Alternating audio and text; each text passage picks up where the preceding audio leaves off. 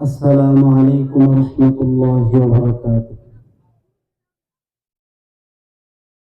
الحمد لله الحمد لله الأكرم الذي خلق الإنسان وكرم وعلمه من البيان ما لم يعلم، فسبحان الذي لا يحصى امتنانه باللسان ولا بالقلم، ونشهد أن لا إله إلا الله وحده لا شريك له، ونشهد أن سيدنا وسندنا وحبيبنا وحبيب ربنا وطبيبنا وطبيب قلوبنا ومولانا ومرشدنا محمدا عبده ورسوله، أرسله بالحق بشيرا ونذيرا وداعيا إلى الله بإذنه وسراجا وقمرا منيرا. أما بعد، فأعوذ بالله من الشيطان الرجيم. بسم الله الرحمن الرحيم. إنك لا تهدي من أحببت ولكن الله يهدي من يشاء وهو أعلم بالمهتدين. وقال النبي صلى الله عليه وسلم: من أحب سنتي فقد أحبني، ومن أحبني كان معي في الجنة. صدق الله المولانا العظيم، وصدق رسوله النبي الكريم، ونحن على ذلك من الشاهدين والشاكرين، والحمد لله رب العالمين. मैं दूर हूँ मजबूर हूँ ऐ सैयद आलम, मैं दूर हूँ मजबूर हूँ ऐ सैयद आलम, दीदार दिखाते नहीं आवाज सुना दो, दीदार दिखाते नहीं आवाज सुना दो। मैं सूरत यूसुफ को नहीं चाहने वाला, मैं सूरत यूसुफ को नहीं चाहने वाला, हर जुमला जहां जिसकी तजल्ली से उजाला, हर जुमला जहां जिसकी तजल्ली से उजाला। বড়বড়ায় উত্তরপাড়া বাইতুল নূর জামে মসজিদ ও ফুরকানিয়া মাদ্রাসার যৌথ উদ্যোগে পঞ্চম বার্ষিক তাফসিরুল কোরআন মাহফিলের সম্মানিত সভাপতি মোহাম্মদ মাহবুবুল হক,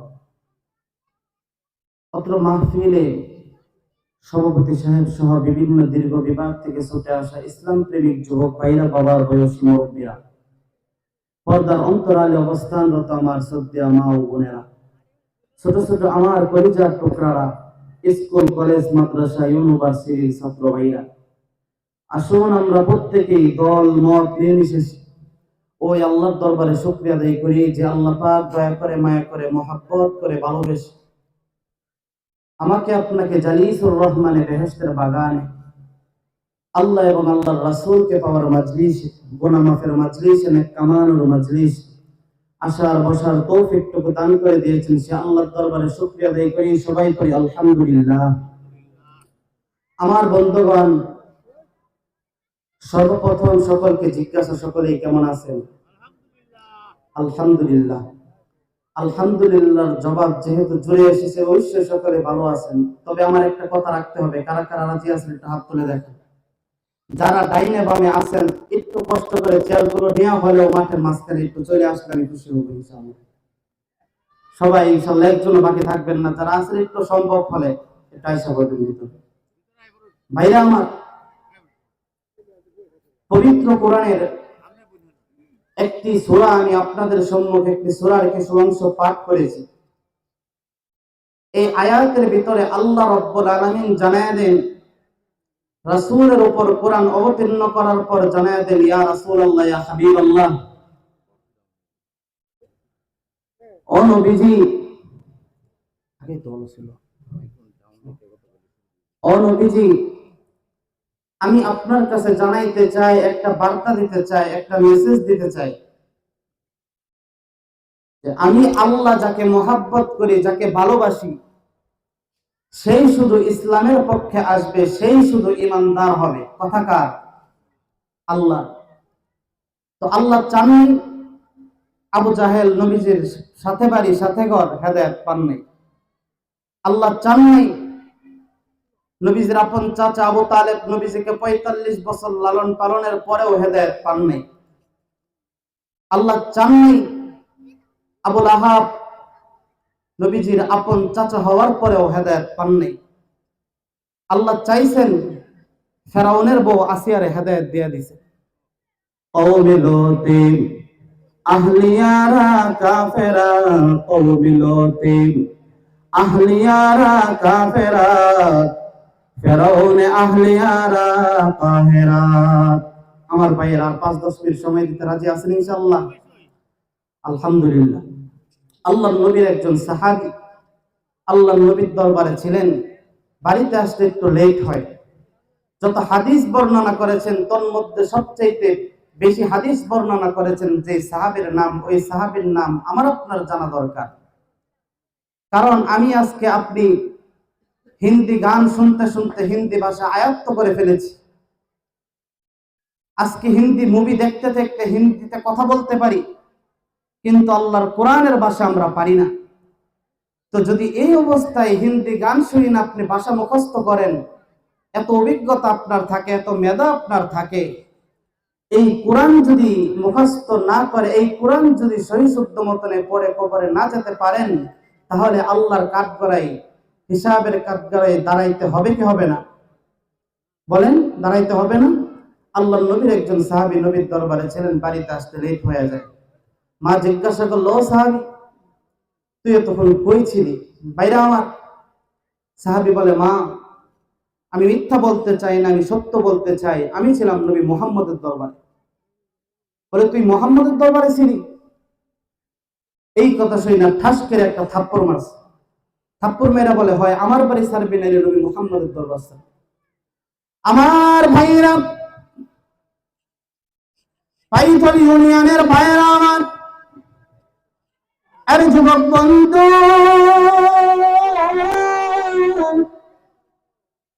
কেন আপনার আমার দিল নরম হবে না? আমার আল্লাহ পাক রব্বুল আলামিন ইমানের গুণের কথা বলেছেন। এই পৃথিবীতে ইমান এমন একটা জিনিস, ইমান ঠিক রেখে যদি কবরে যেতে পারি, কবরটা হয়ে যাবে জান্নাতের বাড়ি। আর ইমান ঠিক না রেখে যদি কবরে যায়, কিতাব লাগবে না, কোনো কিছুই লাগবে না, কবর হবে জাহান্নামের বাড়ি। কথা বলেন ঠিক না বেঠিক? হে বন্ধু, আমাদের বাংলাদেশে ৪টা-৫টা গাড়ির বাড়ির মালিক দেখলে বলি লোকটা ধরিল, কিন্তু আসলে না না না, আমার আল্লাহর কাছে ধরিল হইতে গেলে ইমানের প্রয়োজন। আমার বন্ধু হযরত আবু হুরায়রা আমার নবীর দরবারে ছিল। বাড়িতে আসার পর মা জিজ্ঞাসা করল, আবু হুরায়রা, তুই এতক্ষণ কইছিলি? আবু হুরায়রা বললেন, না রে, আমি মিথ্যা বলতে চাই না, আমি সত্য বলতে চাই। আমি ছিলাম এমন একজন নবীর দরবারে, যার দরবারে থাকতে পারলে দুনিয়াও জান্নাত আখিরাতও জান্নাত। চিল্লা বলেন আল্লাহু আকবার। আমার ভাইরা, এই কথা শোনার পর আবু হুরায়রা ঠাস করে একটা থাপ্পড় মেরে বললেন, আবু হুরায়রা, এমন ছেলে আমার দরকার নাই, হয় নবীর বাড়ি ছাড়বি, নেই না আমার বাড়ি ছাড়বি। আমার বন্ধু খুব ভালো করে মনে রাখবেন, আজকে কত সুন্দর বয়ান শুনতেছেন, আগামীকালকে সময় আল্লাহ চাইলে কবরের বাসিন্দাও হতে পারি কি পারি না। কার জন্য জানি রে জঙ্গলের পাশ রেডি হয়ে গেছে, কার জন্য জানি রে সাদা মার্কিনি কাপড় তৈরি হয়ে গেছে, কার পিছনে জানি গো মালাকুল মউত আজরাইল দাঁড়ায় রইছে। আমার বন্ধুরে কোনো দিকে মনোযোগ দিবেন না। হযরত আবু হুরায়রা ডাক দিয়া বললেন, মা রে, ওই মা, তুমি আমারে মারলা, তুমি আমারে আঘাত করলা, ওই মা গো, আমায় বলে দিয়াছ হয় নবী দরবার ছাড়বো, নাইলে তোমার বাড়ি ছাড়বো। শুনে রাখো মা, ইমানের গুণ অর্জন করেছে রে মা, জীবন দিয়া দিব, তোমার বাড়ি ঘরে ছেড়ে দিব, নবী মুহাম্মদের দরবার ছাড়বো না। লা ইলাহা, জোরে লা ইলাহা, জোরে জোরে লা ইলাহা ইল্লাল্লাহ, লা ইলাহা। এই কালিমার বন্ধ ভেলা, কাজে লাগবে মরণ ভেলা। কথা বলেন ঠিক না বেঠিক? এই কালিমার প্রেম থাকিলে, বলেন, এই কালিমার প্রেম থাকিলে কবর হবে উজালা। লা ইলাহা, জোরে জোরে লা ইলাহা ইল্লাল্লাহ, লা ইলাহা। ভাইজান রিকশা চলে না চালক ছাড়া, চলে চলে, নৌকা চলে না মাঝি ছাড়া, তেমনি ভাবে দুনিয়া চলে না আল্লাহ ছাড়া, মুমিন চলে না জিকির ছাড়া। লা ইলাহা, জোরে জোরে লা ইলাহা। ভাই থামেন থামেন, আল্লাহকে ডাকতে ভালো লাগে না খারাপ লাগে? আমার বন্ধুগণ, আজকে আপনাদের আগ্রহ দেখে আমার আজকে মন সাক্ষী দিতেছে, নবী মুহাম্মদুর রাসূলুল্লাহ যেই সময় সাহাবাই কেরামদেরকে নিয়ে বয়ান শুনাইতেন, চোখে চোখে চোখ মিলায় এরকম ভাবে বয়ান শুনতেন। আমার বন্ধুগণ, আমার আপনার জীবনের একটা কাজকর্ম যদি আমার নবীজির সাথে মিলে, সাহাবাই কেরামের সাথে মিলে, আল্লাহ যদি খুশি হয়ে যায়, আল্লাহর সার্টিফিকেট ও জীবন বিআন্না লাহুমুল জান্নাহ, আমার আপনার কপালে আল্লাহ জান্নাত নসিব করে দিবেন। আল্লাহু আকবার বলেন। আমার ভাইরা, এইখানে অনেক কষ্ট করে আপনারা এই মসজিদ করেছেন। আজকে এই যে আমি শুনেছি যে এই মসজিদ নির্মাণ কাজে আমার এলাকার যুবক ভাইরা, আমার এলাকার বৃদ্ধ বাবাজিরা ফ্রিতে কাজ করে দিছে। বলেন, এরকম সৌভাগ্য কয়জনের এলাকায় থাকে? আমার পাশে যিনি বসা, তিনি একজন শিক্ষক মানুষ, সম্মানিত মানুষ। আমি ওনার সামনে কথা বলার মতো যোগ্যতা রাখি না, ছোট আমি ছেলের মতো হইয়া আমি শুধু ওনাদেরকে সবক শোনানোর জন্য আমি আপনাদের এখানে বসলাম। আপনারা খুশি না বেজা? আলহামদুলিল্লাহ।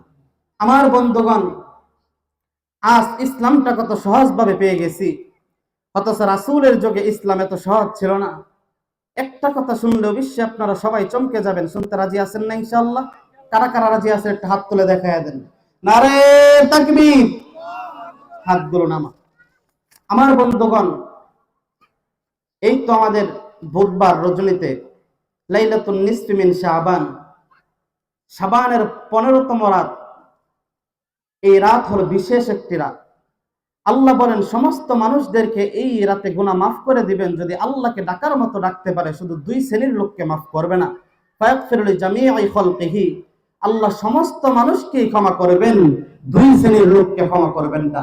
একটা হলো ইল্লা লিমুশরিকিন, একজন হলো মুশরিক যে আল্লাহর সাথে শরীক করে, আর একজন হলো মুশাহিদ, মানুষের সাথে বিদ্বেষ পোষণকারী।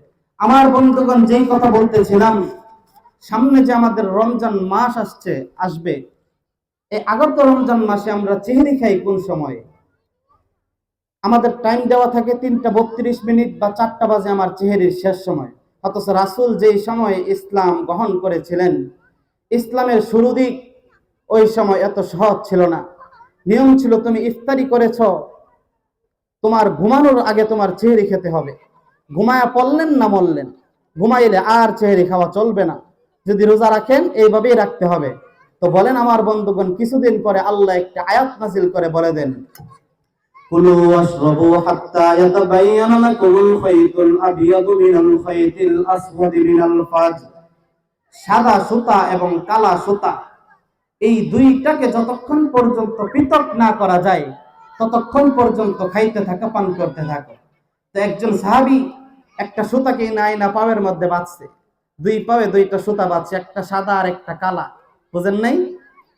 তো এইভাবে বাঁধার পর একজন সাহাবী সকালবেলা হুজুরের কাছে গিয়ে বলেন, ইয়া রাসূলুল্লাহ, সেহরির সময় তো এখনো আছে।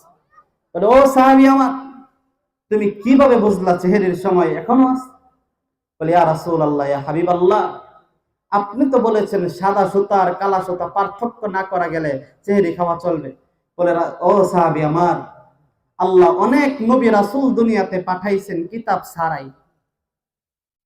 আজকে পৃথিবীতে আল্লাহ অনেক নবী রাসূল পাঠাইছেন কিতাব ছাড়াই, কিন্তু এমন কোন কিতাব আল্লাহ পাঠাই নাই যে নবী ছাড়া আসছে, রাসূল ছাড়া আসছে। আমার বন্ধুগণ, এই পৃথিবীতে সহি শুদ্ধ মতে কোনো কিছু জানার জন্য আল্লাহ দুইটা উপক্রম রেখেছেন। কয়টা বলেন? একটা হলো রিজালুল্লাহ, আরেকটা হলো কিতাবুল্লাহ। একটা হলো আল্লাহর পুরুষ, আল্লাহ যাদেরকে নির্বাচিত কইরা দুনিয়াতে নবী হিসাবে পাঠাইছেন, রাসূল হিসাবে পাঠাইছেন, এই একটা উপক্রম। আরেকটা হলো কিতাবের মাধ্যমে আমি আপনি যে জানতে। আমার ভাইরা, সাহাবী আবু হুরায়রা মারে বলেন, মা তোমার বাড়ি আমি ছেড়ে দিতে পারবো, কিন্তু কার বাড়ি ছাড়তে পারবো না? বলেন, কার বাড়ি ছাড়তে পারবো না? রাসূলের বাড়ি ছাড়তে পারবো না। তো হযরত আবু হুরায়রার মা ছিল মুশরিক।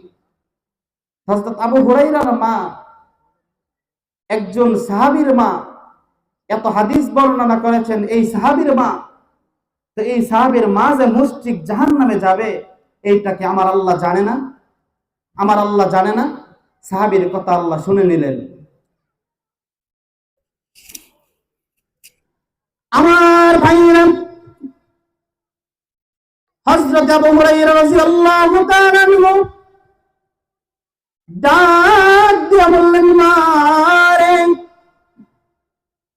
তুমি আমারে মারলা, তুমি আমারে আঘাত করলা, ওই মা গো, আমায় বলে দিয়াছ হয় নবী দরবার ছাড়বো, নাইলে তোমার বাড়ি ছাড়বো। শুনে রাখো মা,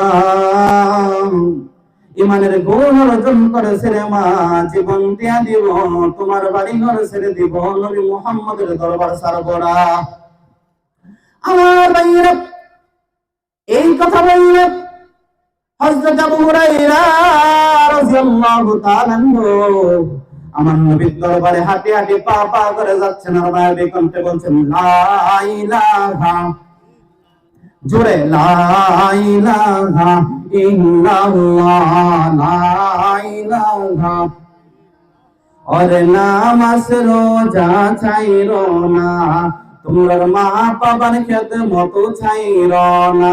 বলেন, নামাজ রোজা ছাইরো না, তোমার মা বাবার খেদমত বইল না। আমার নবীর দরুদ বইল না, আমার নবীর দরুদ বইল না, আমার নবী তোমায় বলবে না, লা ইলাহা, জোরে লা ইলাহা। আমার ভাইয়েরা, ও বন্ধুগণ আমার, মন চাইতেছে রে বন্ধু সারা রাতে যেন এভাবে বয়ান শুনে দিই, কিন্তু আমি তো পারবো না। কয়েক মিনিটের ভিতরে বয়ান শেষ করে বিদায় নিয়ে বাড়ি চলে যাও। তবে বন্ধুরে, সাহাবায়ে কেরামের জীবনীটা আপনাদেরকে শোনাইয়া ক্লিয়ার করে যায়। আমার বন্ধু, আল্লাহর নিয়ম তো দুনিয়ার নিয়মের মতো না। দুনিয়ার কোনো ভিখারি এক দরওয়াজায় ভিক্ষা না পাইলে আরেক দরওয়াজায় যায়। দুনিয়ার কোন মামলার আসামি এক কোটে যাবেন না পেলে আরেক কোটে যায়। দুনিয়ার কোন রোগে কোন ডাক্তার কবিরাজের চিকিৎসায় ভালো না হইলে আরেক ডাক্তার কবিরাজের কাছে যায়। দুনিয়ার কোন ছেলে মেয়ে বাবার আদর না পাইলে দৌড়ায় দৌড়ায় মায়ের কাছে যায়। আমার বাইরে সে আল্লাহ কেমন দয়ালু, শীতের সময় টিউবওয়েলের পানিটা ঠান্ডা করে দেয়, গরমের সময় টিউবওয়েলের পানিটা আমার আল্লাহ গরম করে দেয়। কথা বলেন ঠিক না বেঠিক? আমার বন্ধু আবু হুরায়রা আমার নবীর দরবারে গেলেন। আল্লাহ নবী নজর করে দেখতেছেন আবু হুরায়রা দাঁড়ানো। ডাক দিয়ে বললেন, আবু হুরায়রা তুমি না বাড়িতে গিয়েছিলা, আবার আইসা বললা, কারণটা কি? আমার বন্ধু কোন দিকে মনোযোগ দিয়ে না, আমার দিকে একটু তাকান। আবু হুরায়রা বললেন, নবী যে আমি আপনার কাছে আসছি, আমার মা আমারে মারছে। আল্লাহর নবী ডাক দিয়ে বললেন, আবু হুরায়রা রে, তোমার মা তোমারে মারছে, তুমি কি আমার কাছে বিচার দিতেছো? শোনো না আবু হুরায়রা, তোমার মা তোমারে মারছে, এইখানে আমি নবী মুহাম্মদের কোনো কিছু করার নাই। আমার বন্ধু আবু হুরায়রা বললেন, মানে আমি আপনার কাছে বিচার দিতে আসি নাই, তাহলে কেন লাগাইছো? আবু হুরায়রা বললেন, মারে নবী গো, আমি বিশ্বাস করি আপনার আমার মাওলা ফেরত দিব না। ও নবীজি, আপনি যদি আমার মাল্লাকে একটু দোয়া করে দেন, আমার মায়ের আমার আল্লাহ ইমান আমল দৌলত দিয়া দন্য করে দিত। আমার ভাই, আল্লাহ নবীর সাহাবী বললেন, ও নবীজি, আমি বাড়িতে যাব, দেখবো আপনার দোয়ার পাওয়ার বেশি নাকি আমার দৌড়ের পাওয়ার বেশি নাকি আপনি নবীর দোয়ার পাওয়ার বেশি। হযরত আবু হুরায়রা বাড়িতে গিয়া দেখলেন তার মা ঈমান গ্রহণ করার জন্য ছটফট হয়ে গেছে, কারণ আল্লাহর দরবার থেকে হুকুম আসছে। আমার বোন, পৃথিবীতে এরকমই দেখবেন, একই ঔষধ, একই ডাক্তার, একই রোগী, একবার খাইছে ভালো হয়েছে, আরেকবার খাইছে ভালো হয়েছে না। রোগীও একজন, ডাক্তারও একজন, চিকিৎসাও এক, তারপরে ভালো হয় নাই, কারণ আল্লাহর হুকুম আসে নাই। বন্ধুরে আমার, সর্বশেষ কথা হলো, আমার মায়ের জন্য সবাই দোয়া করবেন। ক্যান্সারে আক্রান্ত রোগে ধরা পড়ছে, সবাই একটু খাস করে দোয়া করবেন, আল্লাহ যেন আপনাদের দোয়ার বদৌলতে আমার মাকে শেফায়া দান করেন। আর আরেকটি বিষয় দেখলাম আজকে খুব চমৎকার, আজকে আমি খুব মনোমুগ্ধকর হইলাম। আমার চাচা, এই যে আব্দুল হামিদ কাকা, উনি আজকে আজান শুনে আমি বুঝতে পারলাম যে না, একজন মানুষ ইমানদার হইলে এরকমই হওয়া দরকার।